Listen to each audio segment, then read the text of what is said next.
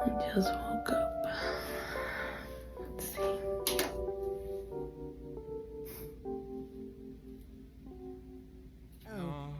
Got the sun to rise, lift the shadows of the night. Ya que el ratito ya estamos en el lugar. Oh, my darkness,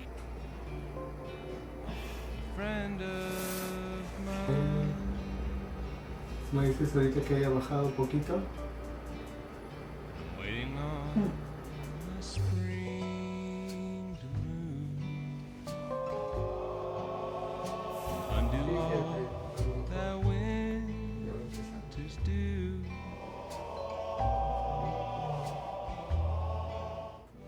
In the light,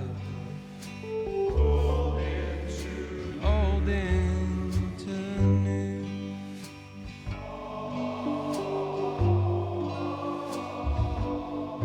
But this life. Welcome back to It's Not Chismé, it's Information! Hey! where today we're dedicating this episode to something deeply personal, widely experienced, and yet too often left unspoken: infertility.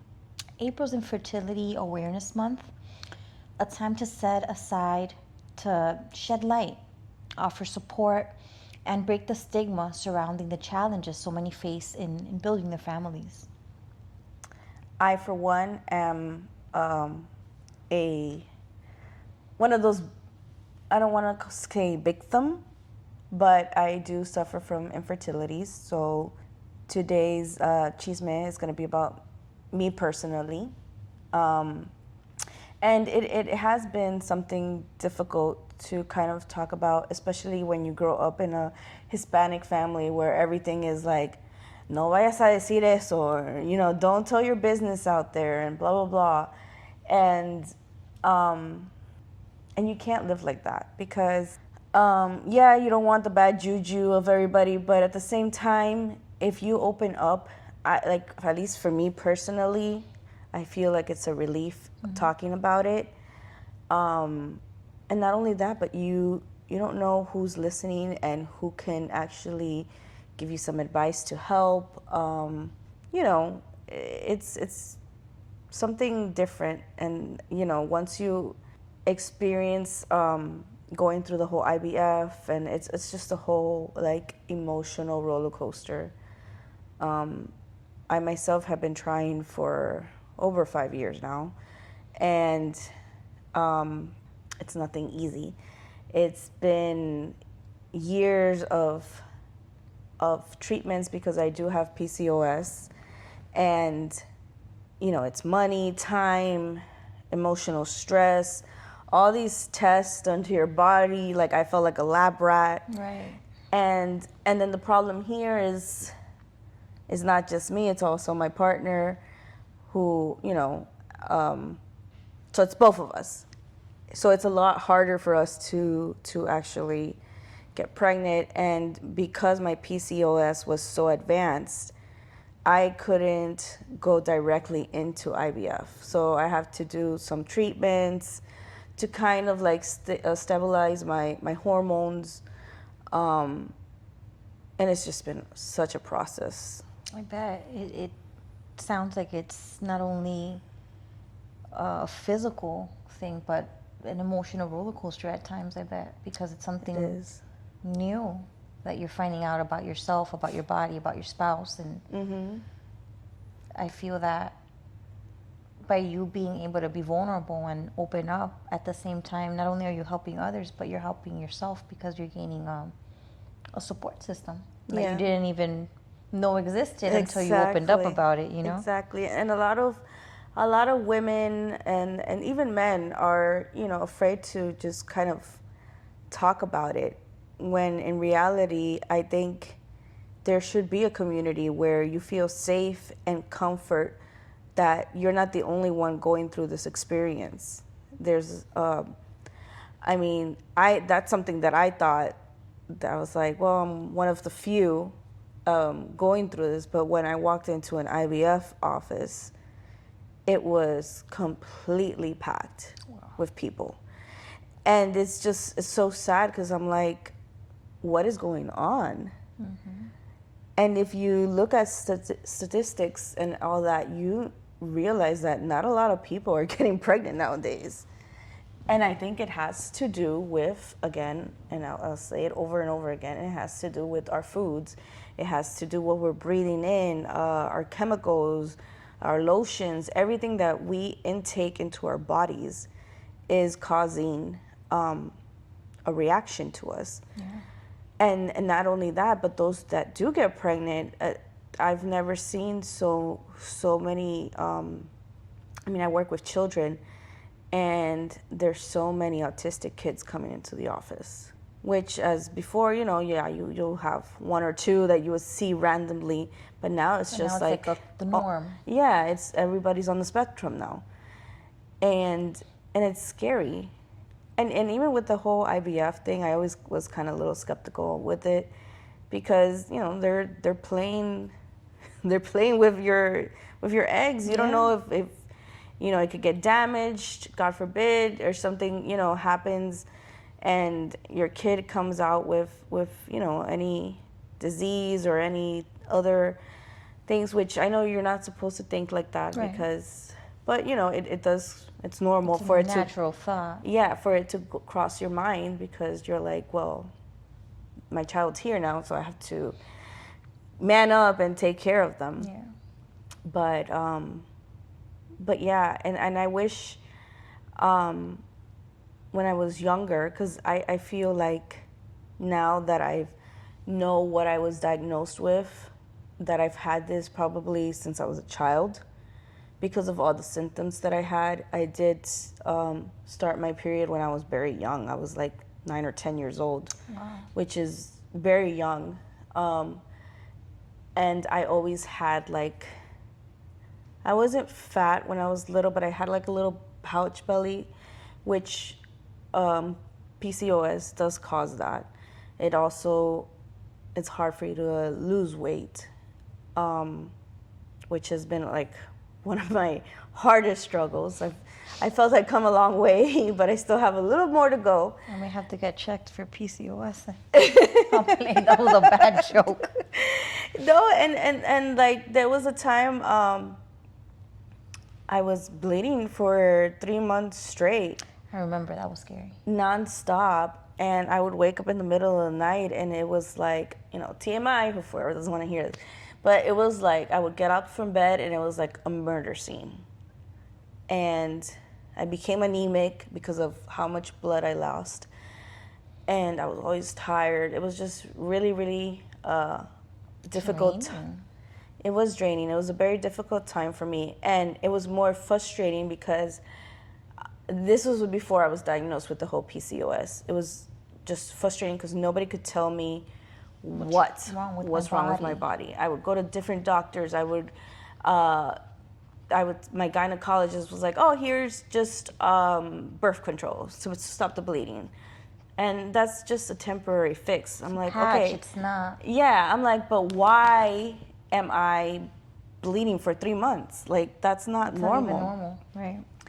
Until finally, I went to another doctor, and she was like, well, maybe you should go see an endocrinologist.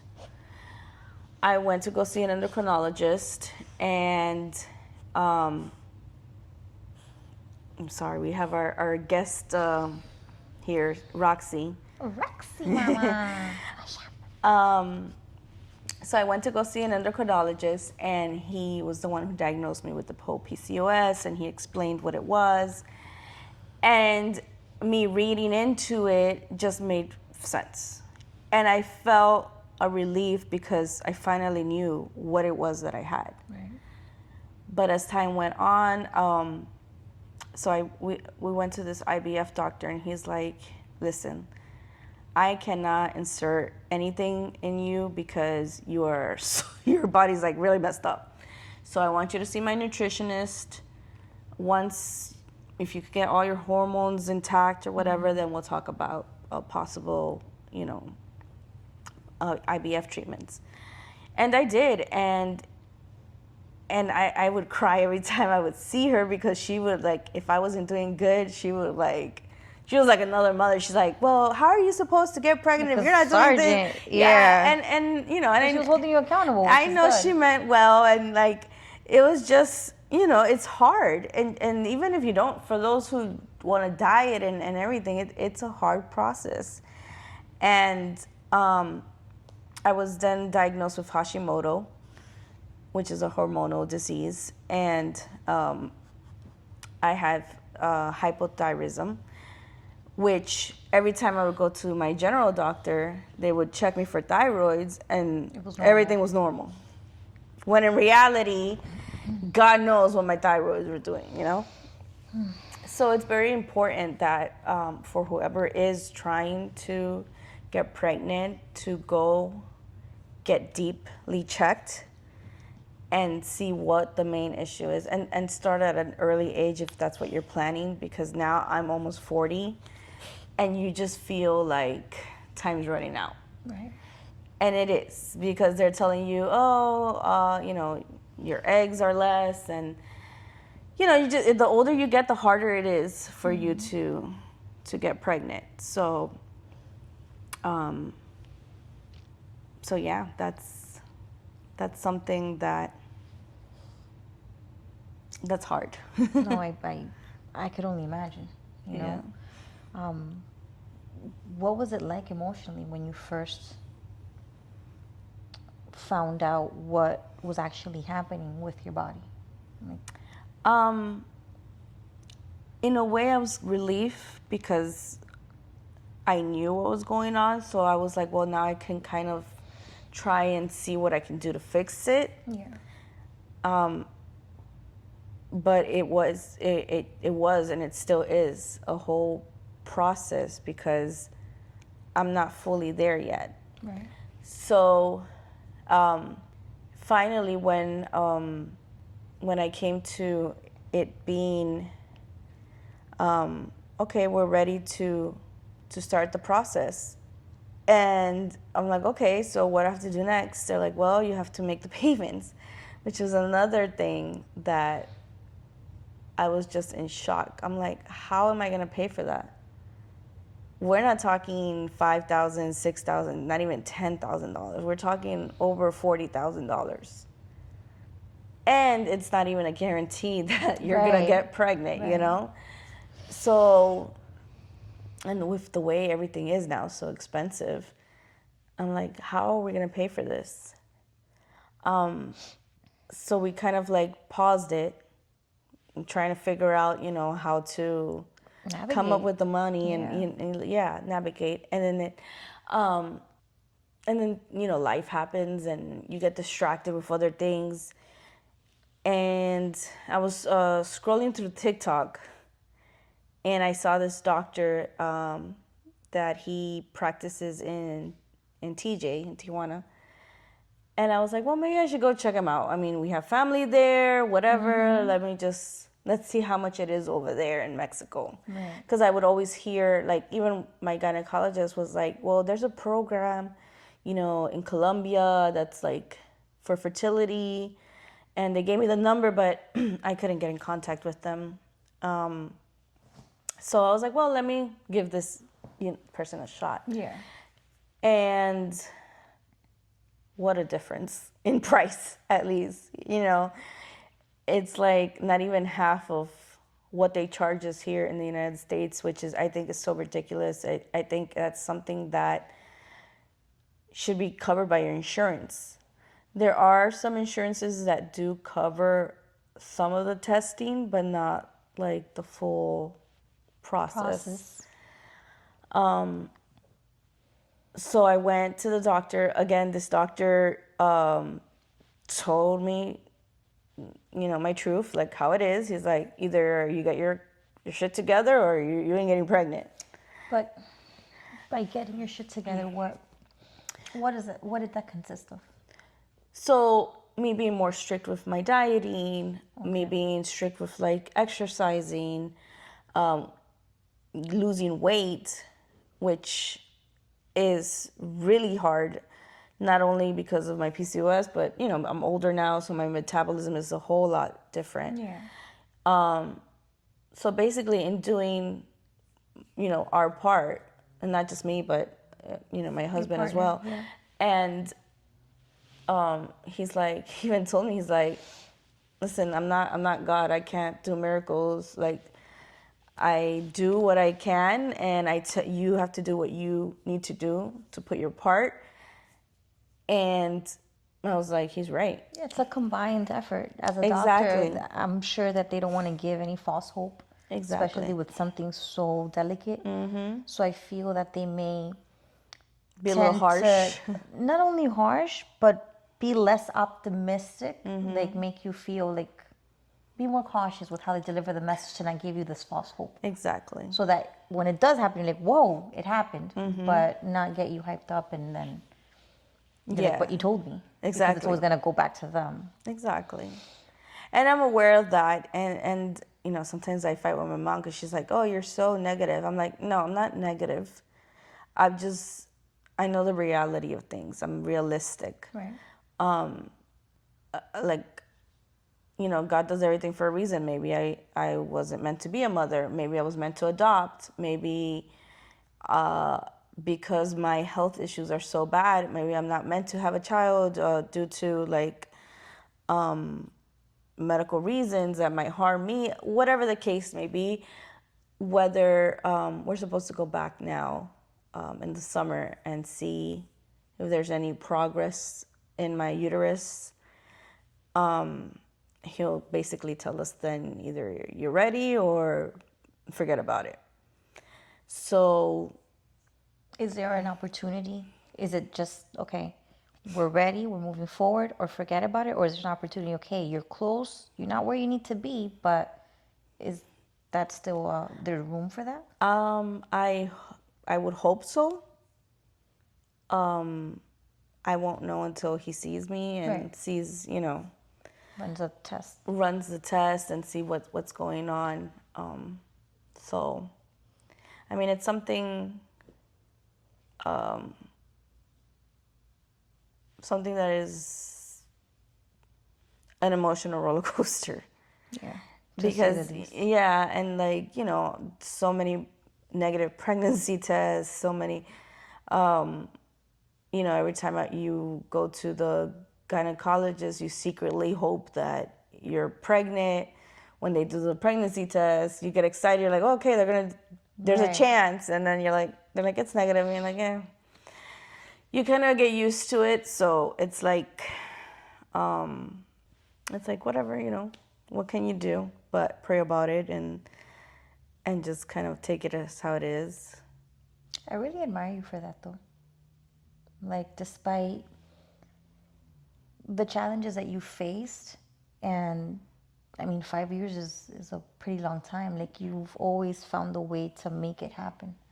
So you can't say at the end of the day that you didn't give it your all, that you didn't do your part. So that's something commendable for you and for your husband, because I know it's not easy. No, it's not. And the pressure, like you said earlier, with Hispanic families, it's not only like the questions. Like, sometimes we both come from Hispanic families. Like, oh, when are you gonna have kids, or are you gonna have kids, or it's like, honestly, I feel it's like it's none of your business. Yeah. You know, but I feel that there's those pressures there, aside from the pressures that we put on ourselves as women, that are unnecessary. But the way that you handle things, like, I really have to say, like, it's very commendable. Thank you. And then you're gonna get through it. You're gonna navigate through it, and yeah, I have faith that whatever the answer will be, whether I do become a mom or not, I know that it's what's best for me. Right. You know, because I might think that I'm ready to be a mother, and maybe I'm not. Maybe I wasn't meant to be a mom. Maybe I was meant for other things.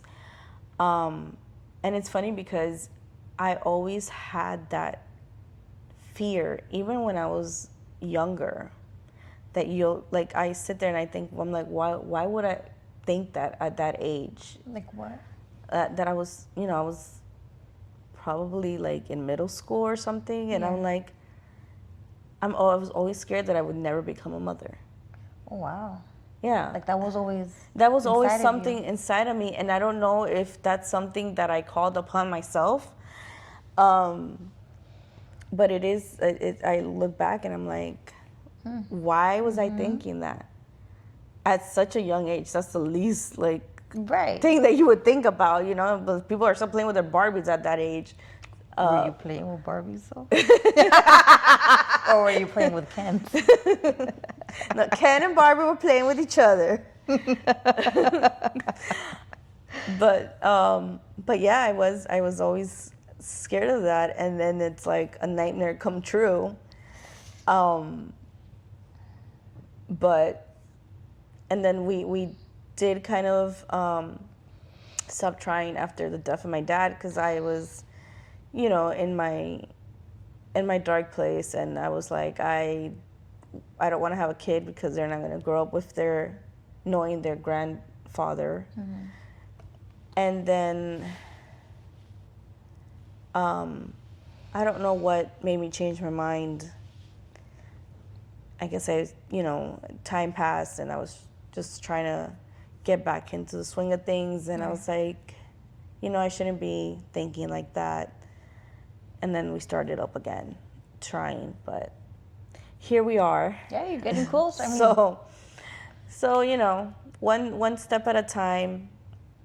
But I do feel that it is important for whoever is going through that to talk about it, or even I'm sure there's groups out there that are going through the same experience, and sometimes you want to talk to somebody that's going through it because they understand you. Right.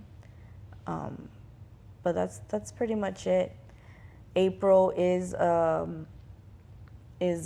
Infertility Awareness Month. So if you know anybody that is going through that, just be mindful. And I was reading, I don't know if it's true or not, but I was reading that Jennifer Aniston could never have kids. Oh, wow. And supposedly Adam Sandler and his wife sent her flowers for Mother's Day. Aww. And I was like, oh my God, that is so cute. So sweet. I'm like, I wish my friends were like that, sweet as that. That is so I'm like, sweet. that touched me. That was, I mean, if it is true, that is such a sweet, gesture. I know my husband tries to cheer me up when, it's Mother's Day. He's like, well, you're Roxy's mom. You are. You're like the best dog mom ever. So. Fur mom. Yeah, we love our little. And you're like a great aunt. Like, you're aunt to kids that are not even blood. Seriously. You are. Trick love the kids. No, you really, really are. So, I mean, there is a plan. We don't know it now, but it'll unfold little by little. And yeah, maybe I was just meant to be that cool aunt, La mami. La tía loca. La tía loca. Can you share, for viewers that may be going through a similar situation, for self-care, do you have any practices for self-care just to take care of your body, your mind, as you're going through the treatments? So I definitely would recommend to see a nutritionist for infertility, because she's gonna she or he are basically gonna focus on your specific problem. Because a lot of people start taking vitamins and you don't know if those vitamins are needed in your body or not. When I went to this nutritionist, she did my blood work. She's the one who prescribed me all the medications that I needed to. She tried to go to a more natural way, so it wouldn't intervene with the process of me trying to get pregnant. Because there's some, for example, I've always had very high cholesterol, very high triglycerides, and she did not want to put me on that medication because she was like, well, if I put you on this medication, it kind of kills your, I think it killed the percentage of the eggs or something like that. It would mess up with the treatment itself. So she had me on like fish oils. I was taking, which I still do, take magnesium, vitamin D, vitamin C. Vitamin D. And I was taking more vitamins than your grandma and my grandma put together. I bet. And it is very, very annoying to take that many pills. But I feel that it helped because I felt a lot better. I felt a lot energized. Everything would kind of come back a little bit normal. The struggle was with my whole cholesterol and my triglycerides, which is something that spikes up when you do have PCOS. Got it. So it's not so much because I was trying to be a fat ass and stuff myself with like everything that makes your cholesterol go high. One condition affects another, and exactly, and it also is your cortisol level. Your cortisol is a very important hormone in you, which I feel like almost everybody has it super high because it's your stress level. I do. It's your stress level, and that's something that I've always had high. As much as like I try to kind of not stress, which is easier said than done, but your body just picks it up automatically. So it's nothing that you can, kind of. Yeah, it's not like you can turn it on and off. Exactly. It is kind of what it is. If it was, that would be awesome because then I wouldn't be so stressed. I hear you. Right, Roxy? Roxy's always stressed out. She's always stressed out about nothing. Yeah. How did you and your partner navigate through the journey? Like, were there moments where that brought you closer, or that maybe tested your relationship? Me personally, I don't think it made us get into any fights or any, because I know some people are like, oh, because of you, I'm not pregnant. Yeah, like pointing the finger. It's never been like that. It's been more of a support, like, all right, well, I'm doing this. You need to get on the ball as well. Accountability as well. Like, yeah, let's do this I'm together. like, listen, I'm not going through this crap again. Like, I felt like a lab rat, like pokes, and it's not a very. No, who the hell likes to go to the gynecologist? Yeah. Now you got more testing going on. You have tubes, you have liquid, you have everything going up you, and it's like not comfortable. So I told him, I'm like, get your shit together. You need to do your part because I'm doing mine. If you want a kid, do your part. Guys always think about the fun part of doing kids, making kids. But there's more, there's, unfortunately for us, there's more to it. And I've had people come up to me and they're like, like friends and family, that they're like scared to, because they know I'm going through this process, and they're scared to come up to me and tell me that they're pregnant. And I'm like, absolutely not. Yeah. Absolutely not. I'm very happy. I'm very excited for you. I get to be a tia to another another person that, it may not be blood or is blood. Do I get sad? I would in the beginning. I don't want to say that I would get jealous. It was more like a sad feeling, like, when is it going to be my turn? Right. When is my baby going to come? And then I just kind of like, it just kind of went away. That feeling, like, already I'm at that stage where I'm like, whatever happens, happens. Right. It's almost like what's meant to happen will happen. Exactly. So it's like you've done your part. Your spouse is doing his part. And it will happen if it's meant to be. Like, it will be. Yeah. You know, who do you feel has been your biggest, like, your biggest supporters during the journey that you've been through? Actually, everybody, like my whole family, especially when I go up to Mexico. Yeah. I hate driving in TJ. It's a disaster. It gives me anxiety in a itself, disaster. and I'm like, I'm not driving. No. And then my husband, he's like, he's like, hell no. I'm not driving over here. So shout outs to, my family up there I'm like, can you come pick me up? I'm at the border. Like, can I cross the border and you pick me up? Or, those are my wetback moments. But yeah, they all understand, and I've had my friends too, and I've had people pray for me, and so yeah, I haven't felt alone in this journey. Yeah. I've had that support, which is why I state again, like, I think if you're going through this, you should talk about it.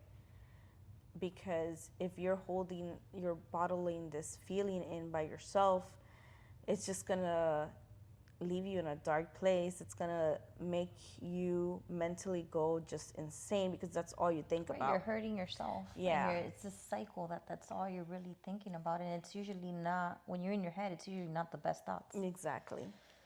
So that's why I think it's important to talk about it. I agree.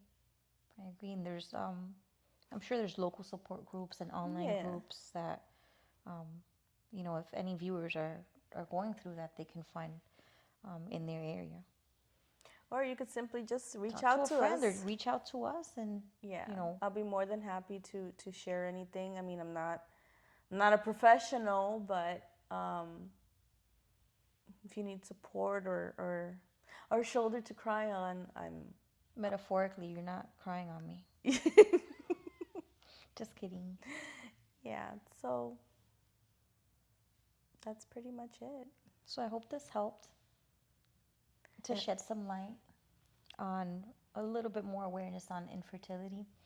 And again, I want to thank you for being so graceful and shedding more light about your journey and infertility itself.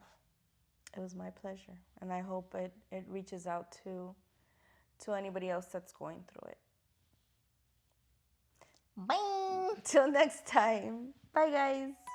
Say bye, Roxy. She's like, what's going on? Hey!